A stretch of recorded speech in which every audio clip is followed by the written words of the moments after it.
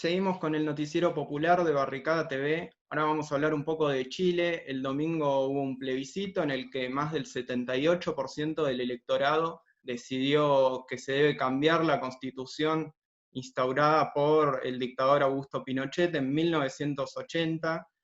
Para hablar de esto, tiene la gentileza de hablar con Barricada TV Jorge Ramírez, que es presidente del Partido Comunes, y bueno, le va a dar un poco un análisis a lo que pasó el otro día. Hola, Jorge. Hola, muchas gracias por la invitación. Mira, creo que hay al menos tres dimensiones que son las que nosotros y nosotras hemos ido evaluando al calor de las horas después del triunfo. El primero es que efectivamente en una situación de crisis sanitaria y con mucha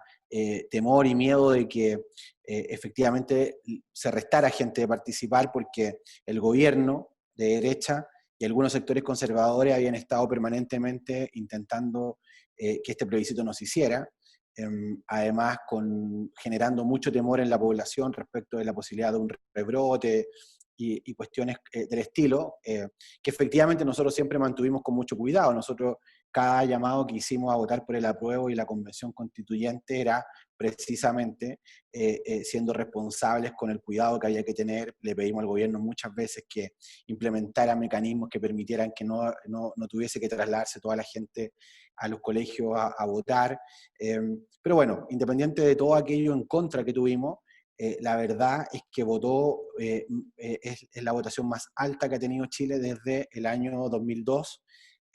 mucho más alta que las que habíamos tenido el último periodo, y eso de alguna manera mostró que había una necesidad muy fuerte de la población de manifestarse, y que veía este plebiscito como efectivamente un cierre de ciclo político y social de nuestro país para dar inicio a un nuevo pacto social, que es un poco lo que ha estado en la mesa.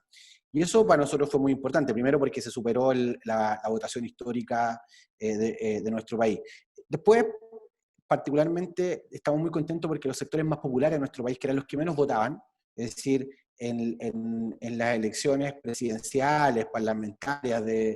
municipales, la participación en los sectores populares de nuestro país, los sectores más pobres de Chile, no superaba el 30%.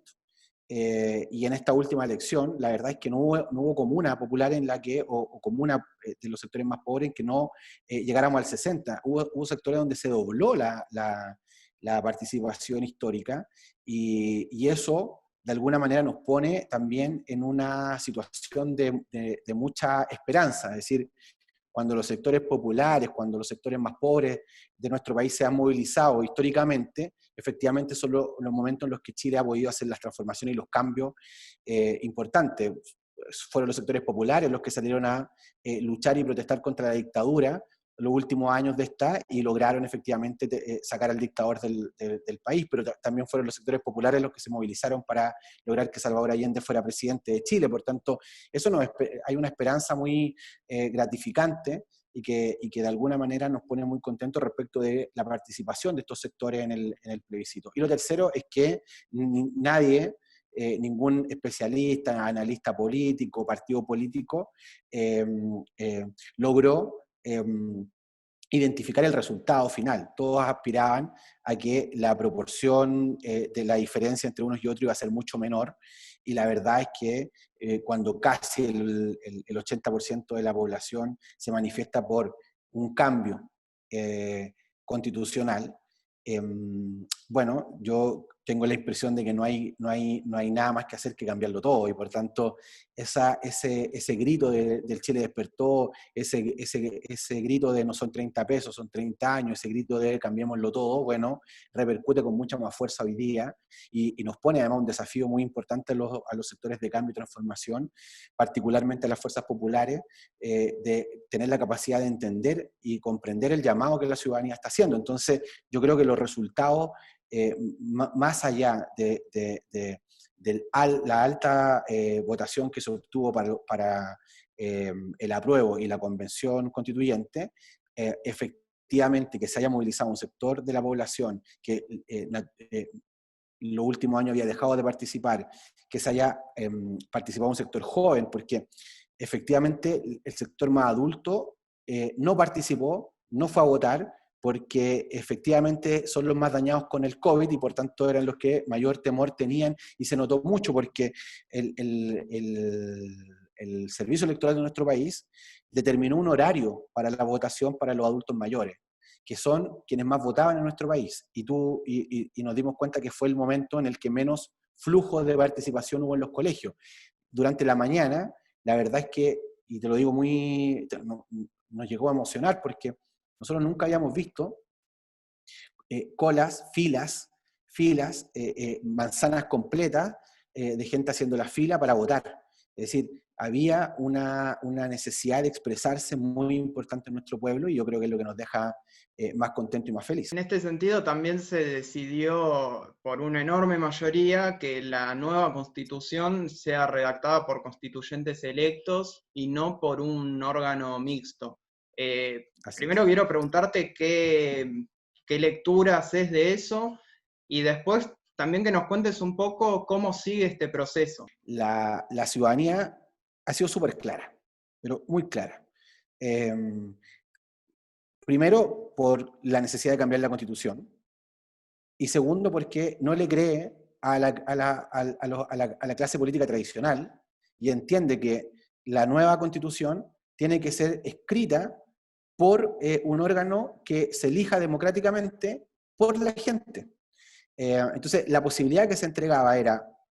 un órgano mixto, donde la mitad eran nombrados por los parlamentarios, por el Congreso del país, y la otra elegida democráticamente, y la Asamblea Constituyente electa por todos los chilenos y las chilenas, además con paridad, con... probablemente eso se está resolviendo ahora, pero todo indica que se va a lograr con escaños reservados para los pueblos originarios, y por tanto una asamblea constituyente que asegura que quienes estén en ese espacio hayan sido electos por la gente y no por la misma clase política. Yo creo que la señal más importante que nos dio la ciudadanía es que a esta clase política ya no le cree, que la casta política en nuestro país le ha hecho tanto daño a Chile que finalmente la ciudadanía ha dicho, irresponsable y de manera, yo insisto, de manera muy responsable, le ha dicho: mira, ya no creemos en ustedes, el pacto de la transición no cumplió con el sueño que nos hicieron creer durante 30 años, y por tanto lo que viene ahora es un cambio radical y profundo respecto incluso de quienes han estado en la política. Y yo creo que eso es muy importante, porque finalmente la gente sabe que quienes tienen que escribir la constituyente tienen que ser aquellos que han estado luchando los últimos 30 años por más democracia, por mayor participación, por los derechos sociales, por recuperar el agua, el cobre, la salud para los chilenos y las chilenas, y por tanto ahí hay una demanda que en los sectores de cambio y transformación tenemos que hacernos cargo. Y yo creo que ese es uno de los mensajes más importantes, y por tanto a mí me parece que ahora, particularmente a la oposición, pero particularmente a quienes no hemos hecho una diferencia importante respecto de cómo hacer la política en lo que viene, nos corresponde abrir las listas constituyentes que van a ser electas democráticamente por la ciudadanía, a la sociedad civil, a los independientes, a los dirigentes sociales, y no simplemente a quienes militan en nuestras orgánicas. Y yo creo que ese es el gran desafío que viene, y por eso tenemos que ofrecerle a Chile una lista constituyente reflejo de la realidad de nuestro país. La Chile post-dictadura quedó marcada por una estructura económica enormemente desigual, y en lo político por una alternancia bipartidista. Vos formás parte, presidís una fuerza que se opone a ese esquema, lo quiere romper, y en este sentido preguntarte qué cambios pensás que puede haber o qué expectativas tenés respecto a esto, teniendo en cuenta el suceso histórico de este domingo. Creo que efectivamente durante los últimos 30 años en nuestro país se profundizó un modelo neoliberal que se instaló en nuestro país en dictadura, y fue lamentablemente profundizado por los proyectos que lideraron el país los últimos 30 años. Y de eso la ciudadanía ha sido muy dura y muy crítica de ese mundo. Y ese mundo todavía le cuesta entenderlo, todavía cree que el problema es simplemente de quién gobierna, y la estructura de sociedad se ha ido construyendo los últimos 30 años. Los chilenos y las chilenas lo que nos han planteado y nos han señalado el 25 de octubre es muy claro. Es decir, se requiere recuperar los derechos sociales y ponerlos al servicio de la gente. Este es un país en donde ni la educación ni la vivienda están garantizadas como un derecho. Es decir, son parte del mercado y por tanto es el mercado quien lo regula, son los grandes empresarios de nuestro país quienes se apropiaron de las empresas que en algún momento estuvieron y fueron parte del Estado. Nosotros no tenemos que pagar por las calles, por andar en la calle, tenemos que pagar por la educación, por la salud, pero además tenemos que pagar por probablemente sea el país donde es más cara el agua, la luz, o sea, los servicios públicos en nuestro país se llaman servicios públicos, pero son servicios privados, le pertenecen a los privados. Acabamos de regalar el litio, o sea, tenemos probablemente no solo la sociedad más desigual de Latinoamérica, sino que además la más neoliberal del mundo. Y en ese sentido, yo creo que el mensaje del 25 es muy claro de que ese tipo de sociedad, los chilenos y las chilenas no la quieren. Y refleja lo que nosotros identificamos desde el 18 de octubre del año pasado. La rebelión popular, el estallido social de nuestro país, es producto del cansancio de un modelo económico y social que no le permite a los chilenos y las chilenas tener lo mínimo que se debe garantizar para poder vivir tranquilamente. Tenemos pensiones que son miserables. O sea, los abuelos en nuestro país trabajan 40 años y una vez que terminan de trabajar, de un día al otro pasan a ser los más pobres de este país. Es decir, sus pensiones no alcanzan ni siquiera el sueldo mínimo de Chile. Por tanto, que ya es bajo, el sueldo mínimo ya es bajo. Tenemos precariedad laboral impresionante. Entonces, tenemos un sistema que de alguna manera no solo le ha hecho daño en términos del sistema democrático, sino que además particularmente en la dignidad de cada uno de nosotros y nosotras. Es decir, ese grito de dignidad, esa exigencia de dignidad que hacen los chilenos y las chilenas en la calle, bueno, es reflejo de la profundización de un modelo de 30 años. Y efectivamente de un sistema bipartidista que se repartió el poder, pero nunca quiso transformaciones o avanzar transformaciones que le permitieran recuperar los derechos sociales a los chilenos y las chilenas. Y el único intento que yo diría que existió en términos discursivos, en términos de la construcción del relato, fue el gobierno de Bachelet, el segundo gobierno de Bachelet, pero que terminó siendo igual o más neoliberal que el gobierno anterior, y por tanto,